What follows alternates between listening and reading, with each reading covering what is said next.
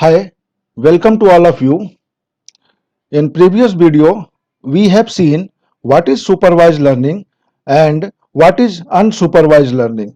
If you have not seen that video, please go through and watch that video. In this video, let's try to understand two categories of supervised learning, that is classification and regression.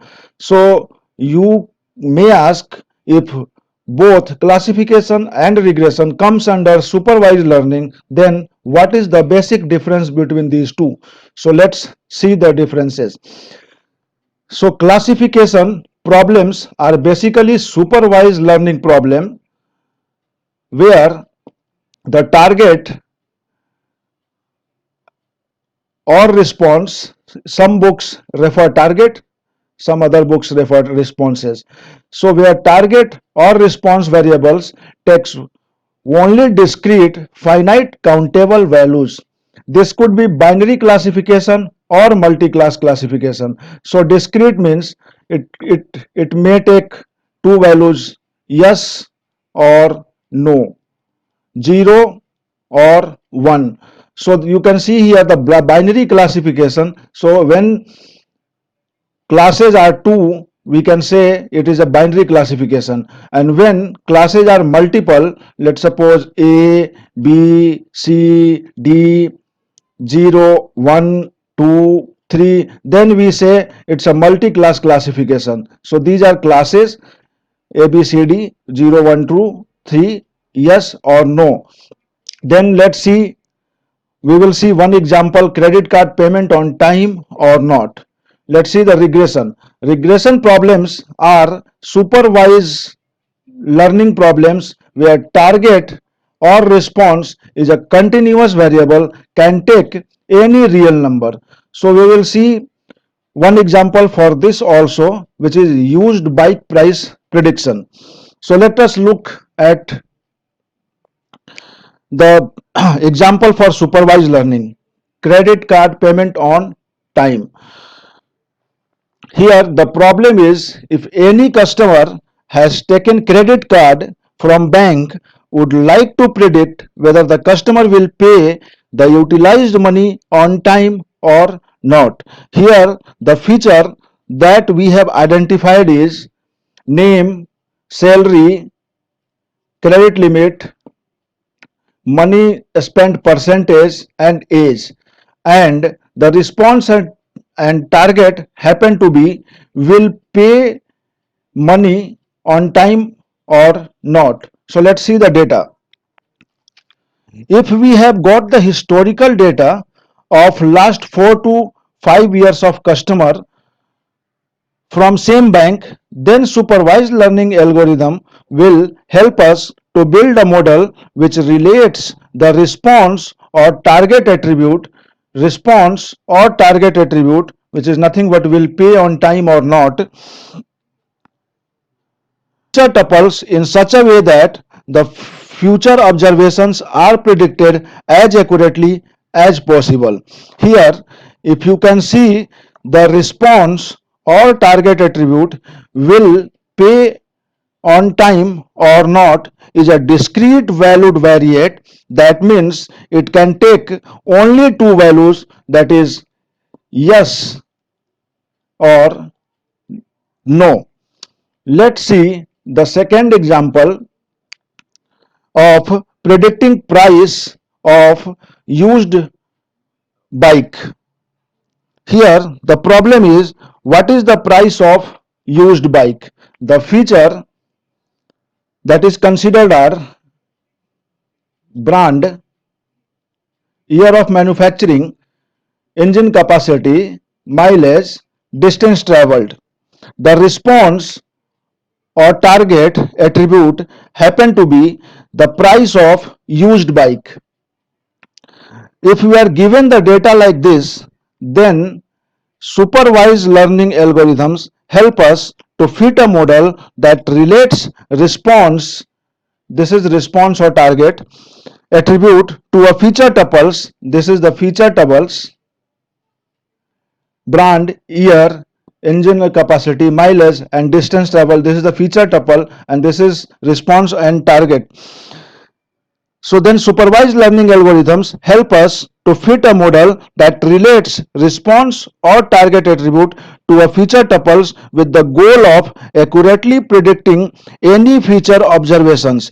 If anybody comes and says that I would like to sell the bike which of Honda and year of manufacturing is 2016, engine capacity is 110 cc, mileage is 60, distance travel is 5,000. What is the price of this bike which we are going to sell off?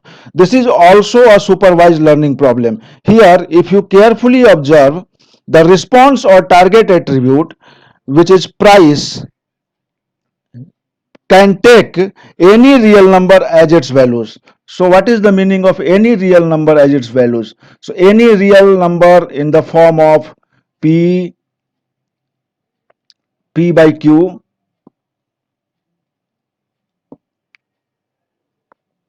where Q not equal to 0, or any number from minus infinity to plus infinity, 0, 1, 2, or 2 point something, 1 point something, or in minus also.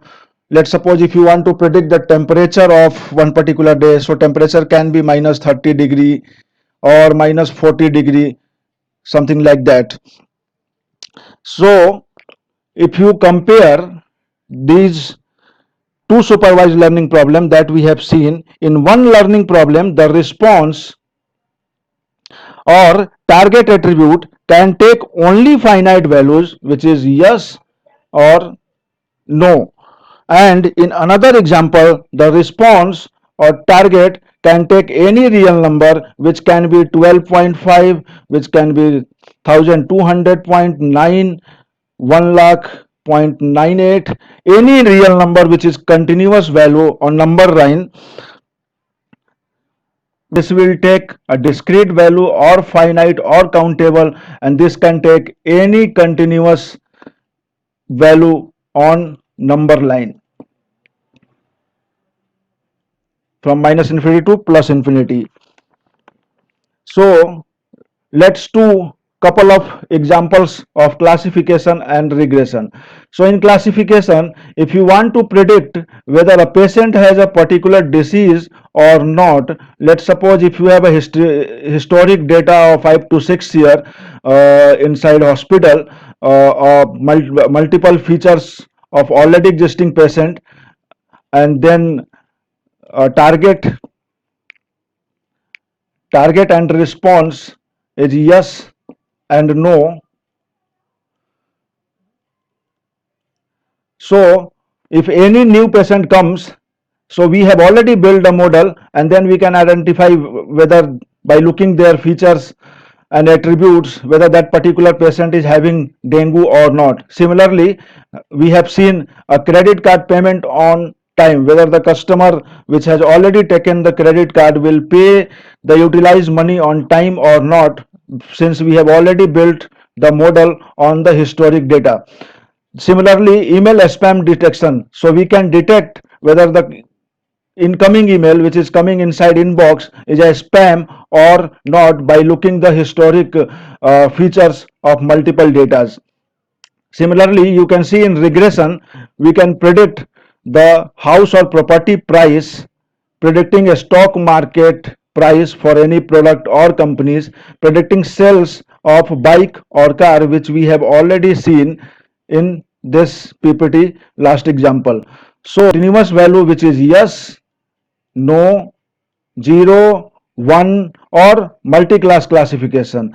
This regression can take any real number in the form of P by Q, where Q not equal to 0, or any integer from minus infinity to plus infinity, which in minus side also, plus side also, which can be 12.4, 18.9.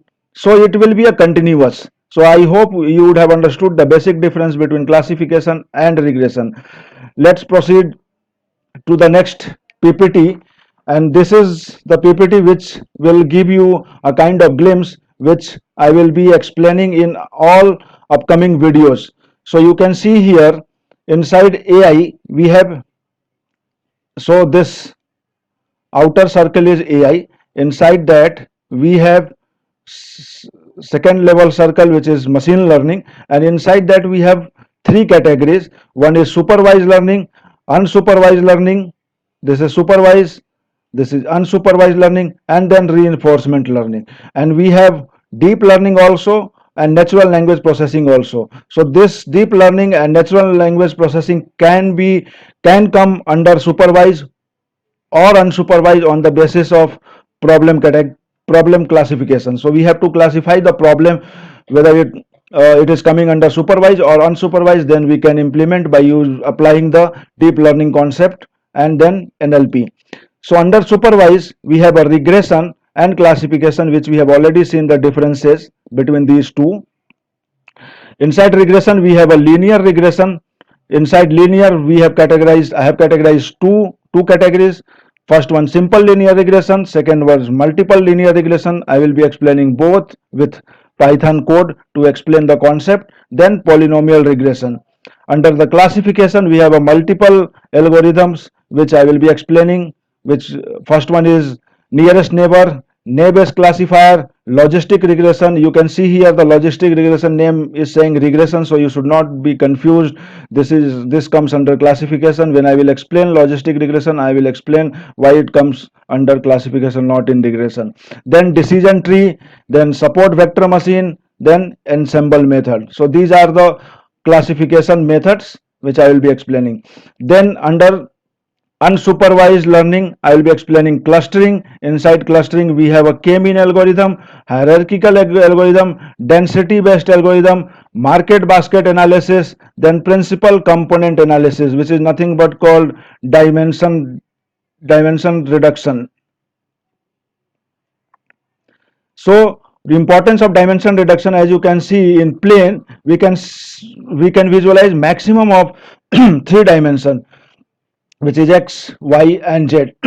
And if you have 100 features or target or attributes or maybe 1000, you cannot visualize all 1000 attributes in these three planes x, y, z. So we have to reduce the dimension from 1000 to two dimension or one dimension or three dimensions so that we can visualize. So for this we have to implement or apply the principal component analysis. And inside this clustering I will be explaining expectation maximization also, which I forget to mention here, expectation maximization. Then as I explained you, deep learning can be implemented under supervised and unsupervised also, and this is having two main topics: CNN, convolutional neural network, and RNN, recurrent neural network. I'm at the end of this video. Thank you. If you have any questions, please write in comment box. I will try to answer as much as possible.